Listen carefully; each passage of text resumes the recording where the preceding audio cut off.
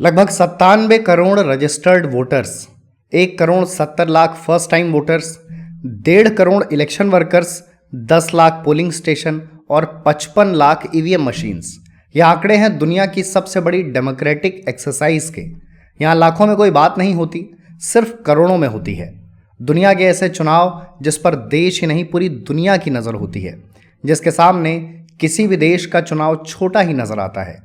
यह है भारत का लोकसभा चुनाव, जिन्हें कोई आम चुनाव कहता है तो कोई जनरल इलेक्शंस। वही विशालकाय चुनाव जिसकी पहचान लोकतंत्र के महापर्व के रूप में होती है। हर 5 साल में एक बार आने वाला महापर्व, जनता जिसकी राह देखती है और नेता जिसमें दौड़ते भागते और हाथ जोड़ते नजर आते हैं। कभी किसी शिक्षित नवयुवक के सामने तो कभी किसी रिटायर्ड वयोवृद्ध के सामने। जिस महासमर में पार्टी, झंडे, बैनर, पोस्टर, भाषण और जनसभाओं जैसे तमाम तत्व होते हैं, और ये सारी कवायद बस एक बार कुर्सी हासिल करने के लिए होती है। लोकतंत्र के महापर्व में और भी बहुत कुछ है। भारत के चुनाव महज चुनाव नहीं है। क्यों नहीं है? भारत का चुनाव क्यों इतना अलग और ग्रैंड है? ऐसे तमाम सवालों के जवाब हमारे वीडियो में। भारत में चुनाव हो रहे हैं, कुल 7 चरणों में होने हैं। 19 अप्रैल से शुरू हुए 1 जून तक चलेंगे और नतीजे आएंगे 4 जून तक। इस बीच पार्टी, नेता, चुनाव आयोग और जनता अपने अपने काम में लगे हैं। इस चुनाव में कुल 1.5 करोड़ इलेक्शन वर्कर्स की ड्यूटी लगी है। ये न्यूयॉर्क और लंदन की कुल जनसंख्या के बराबर है।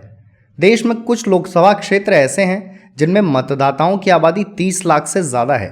ये जमैका की आबादी से भी ज़्यादा है। ये 2 आंकड़े भारत के लोकसभा चुनावों की पूरी फिल्म का ट्रेलर मात्र हैं। ये आकार और प्रारूप दोनों के लिहाज से कहीं ज़्यादा है। चुनावों में पुरुष वोटर्स की संख्या 49 करोड़ है और महिला वोटर्स की 47 करोड़। दोनों आंकड़े पाकिस्तान की कुल आबादी का दोगुना है। इतना ही नहीं, लगातार 6 हफ्ते तक चलने वाले चुनावों में 800 करोड़ रुपए से ज़्यादा खर्च होंगे। अब इन चुनावों की मशीनरी का मैकेनिज्म भी समझ लेते हैं। जनता के वोट ईवीएम यानी इलेक्ट्रॉनिक वोटिंग मशीन्स में इकट्ठा किए जाते हैं। वही ईवीएम जिस पर तरह तरह के आरोप लगते रहते हैं। चुनाव के नतीजे आते ही जीतने वाले खबरों में हो न हो, ईवीएम हेडलाइंस में ज़रूर होती है। खैर, लोग अपने घर के नज़दीकी पोलिंग स्टेशन तक जाते हैं, पोलिंग ऑफिसर को डॉक्यूमेंट दिखाते हैं, ईवीएम में मौजूद अपने पसंदीदा उम्मीदवार के सिंबल पर बटन दबाकर वापस चले आते हैं। जिस उम्मीदवार को सबसे ज़्यादा वोट मिलता है वो चुनाव जीत जाता है और फिर लोकसभा में नजर आता है। लोकसभा पार्लियामेंट यानी संसद का लोअर हाउस है, जिसे हाउस ऑफ पीपल भी कहा जाता है। इसके अलावा एक और हाउस है, अपर हाउस ऑफ पार्लियामेंट यानी राज्यसभा। हमारे देश की सरकार पार्लियामेंट्री सिस्टम से चलती है। चुनाव में जीते उम्मीदवार लोकसभा में लोगों का प्रतिनिधित्व करते हैं। लोकसभा में कुल 543 सीट्स होती हैं और सरकार बनाने के लिए 272 सीट्स जीतनी जरूरी होती हैं। जिसे बहुमत मिलता है वही सरकार बनाता है और देश चलाता है। लोकसभा सीट तय करने का भी एक पैमाना होता है, वो है जनसंख्या। मिसाल के लिए उत्तर प्रदेश की आबादी सबसे ज़्यादा है, इसलिए यहाँ सबसे ज़्यादा कुल 80 लोकसभा सीट्स हैं। वहीं तेलंगाना की आबादी कम है, इसलिए वहाँ सिर्फ 17 लोकसभा सीट्स हैं। फिलहाल 17वीं लोकसभा चल रही है। चुनाव के बाद 18वीं लोकसभा होगी। चुनाव लड़ने के लिए एक उम्मीदवार की उम्र कम से कम 25 साल होनी चाहिए। वहीं राज्यसभा का सदस्य बनने के लिए उम्मीदवार की उम्र कम से कम 30 साल होनी चाहिए। राज्यसभा में कुल 250 सीट्स होती हैं, जिसमें 12 राष्ट्रपति चुनता है। राज्यसभा का चुनाव लोकसभा के चुनाव से अलग होता है। इसमें जनता वोट नहीं करती, जनता द्वारा चुने गए प्रतिनिधि यानी विधायक वोट करते हैं। हाल ही में चुनाव आयोग ने कहा था, we will walk the extra mile so voters don't have to. मतलब ये कि हम कुछ ज़्यादा चल लेंगे जिससे मतदाताओं को ज़्यादा न चलना पड़े।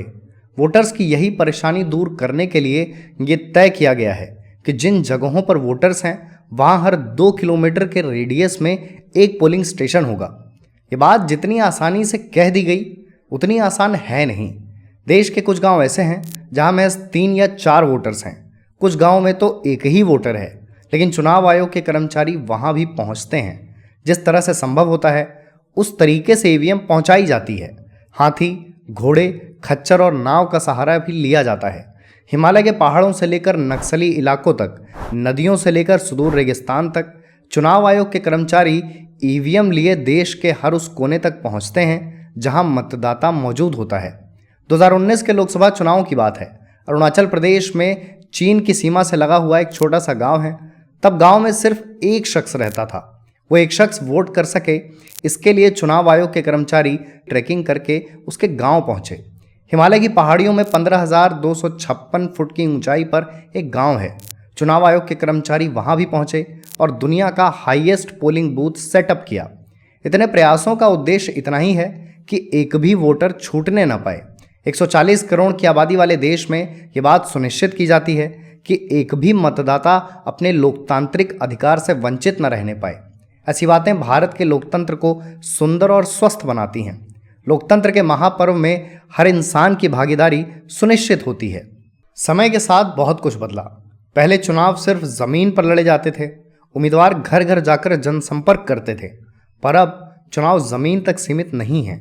सोशल मीडिया भी चुनावी समर का एक बड़ा मंच बन चुका है। नेता भी सोशल मीडिया की अहमियत पूरी तरह समझ चुके हैं।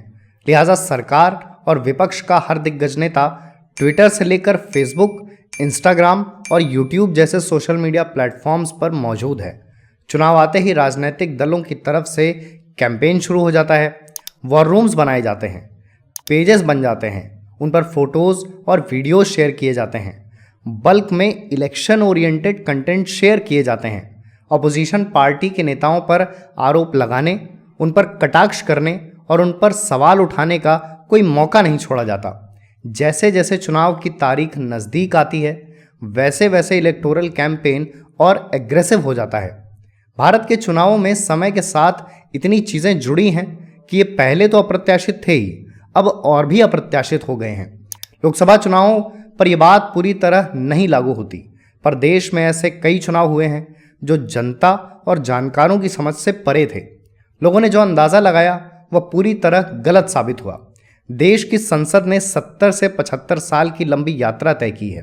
इस अवधि में बहुत कुछ बदला। समय समय पर सरकार और चेहरे बदले और उसके साथ बदली संसद की सूरत। अब संसद पहले से सुंदर और बड़ी है। बड़ी संसद की ज़रूरत भी है। ऐसा भी कहा जा सकता है कि बड़ी संसद की सख्त ज़रूरत है। देश की आबादी 140 करोड़ बताई जाती है। इतने लोगों पर 543 सांसद हैं जिन्हें जनता चुनकर संसद भेजती है। इसका एक मतलब ये है कि 25 लाख लोगों पर एक सांसद, यानी एक सांसद पर औसतन 25 लाख लोगों की अगुवाई का जिम्मा है।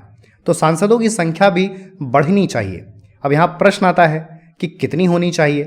1500 या 2000 सांसद ज़्यादा हो जाएंगे, क्योंकि लोकसभा सीट जनसंख्या के आधार पर तय होती है और उत्तर भारत की जनसंख्या दक्षिण भारत की तुलना में ज़्यादा है। ऐसे में पहले से ही ज़्यादा सीट वाले उत्तर भारतीय राज्यों को और सीट या सांसद मिल जाएंगे। एक ज़माने में चुनाव बैलेट पेपर से होते थे, बूथ कैप्चरिंग हो जाती थी, लेकिन मॉडल कोड ऑफ कंडक्ट आया। बड़े पैमाने पर इलेक्टोरल रिफॉर्म्स हुए। चुनावों और चुनावी सुधारों की बात हो तो एक नाम का जिक्र ज़रूरी हो जाता है। वह है टी.एन. सेशन, देश के 10वें चुनाव आयुक्त, जिनके लिए कहा जाता था कि नेता सिर्फ 2 लोगों से डरते थे, पहला भगवान और दूसरा टी.एन. सेशन। उनका एक स्टेटमेंट काफ़ी मशहूर है, आई ईट पॉलिटिशियंस इन ब्रेकफास्ट। चुनावों में मतदाता पहचान पत्र यानी वोटर आईडी की शुरुआत भी उन्होंने ही कराई थी। वो कहते थे अगर वोटर आईडी नहीं बनी तो 1995 के बाद देश में कोई चुनाव नहीं होगा। कई राज्यों के चुनाव तो उन्होंने इसलिए रद्द करा दिए क्योंकि लोगों का वोटर आईडी नहीं बना था। 1992 के उत्तर प्रदेश चुनाव में टी.एन. सेशन ने 50,000 अपराधियों के लिए कहा या तो वो अग्रिम जमानत ले लें या खुद को पुलिस के हवाले कर दें। 1995 का बिहार विधानसभा चुनाव भी उनकी वजह से काफ़ी चर्चा में रहा। ये वो दौर था जब बिहार बूथ कैप्चरिंग और बैलेट पेपर लूटने के लिए बदनाम था। उम्मीदवारों की दिन दहाड़े हत्या कर दी जाती थी। तब टी.एन. सेशन ने निष्पक्ष चुनाव कराने के लिए पंजाब से कमांडोज हायर किए और हर उस बूथ पर तैनात किए जहां गड़बड़ी हो सकती थी। टी.एन. सेशन भारत जैसे लोकतंत्र के लिए क्या थे, उसे सुप्रीम कोर्ट की एक टिप्पणी से समझा जा सकता है। सुप्रीम कोर्ट का कहना था ज़मीनी स्थिति खतरनाक है। अब तक कई चुनाव आयुक्त रहे हैं, मगर टी.एन. सेशन जैसा कोई कभी कभार ही होता है। हम नहीं चाहते कि कोई उन्हें ध्वस्त करे। हमें चुनाव आयुक्त के पद के लिए सबसे अच्छा व्यक्ति खोजना होगा। क्योंकि भारत दुनिया का सबसे बड़ा लोकतंत्र है, ऐसे में भारतीय चुनावों के फीचर्स आम होकर भी खास बन जाते हैं, जिसमें सबसे पहला फीचर है free and fair election system. इन चुनावों में धांधली का बहुत स्कोप नहीं है, जहां है वहां त्वरित कार्रवाई होती है और होनी भी चाहिए। तभी लोगों का संविधान और लोकतंत्र में भरोसा बना रहेगा। जितना बड़ा देश उतनी ही बड़ी मशीनरी इंश्योर करती है कि इलेक्शंस फ्री एंड फेयर ही हों। दूसरा फीचर है पीपल्स पार्टिसिपेशन, यानी जन भागीदारी। भारत के चुनावों में लोगों की सीधे तौर पर भागीदारी है। लोग वोट के जरिए अपना प्रतिनिधि चुनते हैं और वही प्रतिनिधि संसद में उनका प्रतिनिधित्व करता है। लोगों के पास वोट करने का अधिकार है। यही वोट तय करता है कि किसकी सरकार होगी और कौन देश चलाएगा। सबसे बड़ी बात, अगर आप सही हैं तो देश की कोई भी ताकत आपसे आपका वोटिंग राइट नहीं छीन सकती। जिस तरह 18 साल से ज़्यादा उम्र के हर इंसान के पास वोटिंग का अधिकार है, वैसे ही 25 साल से ज़्यादा के हर इंसान के पास चुनाव लड़ने का अधिकार है। कोई पार्टी टिकट दे तब भी और ना दे तब भी उसे चुनाव लड़ने के लिए किसी पार्टी सिंबल की ज़रूरत नहीं है। वो स्वतंत्र उम्मीदवार के तौर पर चुनाव में अपनी दावेदारी रख सकता है। यही लोकतंत्र की खूबसूरती है कि अक्सर करोड़पतियों और धनपशियों के सामने ऐसे कैंडिडेट्स होते हैं जिनके पास चुनाव प्रचार तक के पैसे नहीं होते। अगला यूनिक फीचर है कि भारतीय चुनाव डायरेक्ट और इनडायरेक्ट इलेक्शन प्रोसेस का मिक्सचर है। लोकसभा के प्रतिनिधि हम चुनते हैं, वही राज्यसभा के प्रतिनिधियों का चुनाव अप्रत्यक्ष प्रणाली से होता है। राष्ट्रपति के चुनाव पर भी वही बात लागू होती है, लेकिन हर फैसले में जनता के वोट की अहम भूमिका होती है। अब आता है विषय का सबसे अहम पहलू, चुनाव क्यों जरूरी हैं। इसका कोई तय जवाब तो नहीं है, पर चुनाव जरूरी तो है। चुनाव नहीं तो हम नहीं, या चुनाव नहीं तो वो नहीं।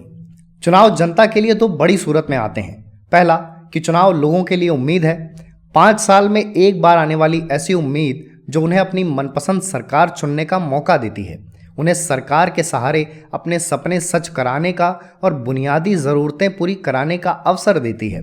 चुनाव ना हो तो लोगों में ये उम्मीद ना हो कि 140 करोड़ की आबादी वाले देश में उनकी भी लोकतांत्रिक उपस्थिति है। दूसरा, चुनाव लोगों को ताकत का एहसास कराते हैं कि वो भी किसी सरकार को उखाड़ फेंक सकते हैं। कोई भी सरकार जनता के बल से ज़्यादा बलशाली नहीं है। अंत में नेताओं को जनता के सामने ही हाथ जोड़ना पड़ता है, और जो नेता जीतने के बाद जनता की उम्मीदों पर खरा नहीं उतरता, जनता उसे सिरे से नकार देती है। चुनाव ही सरकारों की सूरत तय करते हैं। सरकारें कैसे चलेंगी ये भी तय करते हैं। फिलहाल भारत के जो हालात हैं उनमें चुनाव खुद ब खुद प्रासंगिक हो जाते हैं।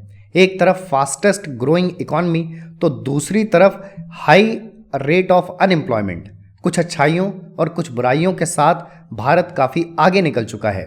देश की इंटरनेशनल प्रोफाइल हो या अंतरिक्ष में मजबूत मौजूदगी, भारत की रफ्तार और प्रभाव को दुनिया का कोई मुल्क नकार नहीं सकता। पर इसे अंत समझकर रुकना नहीं है।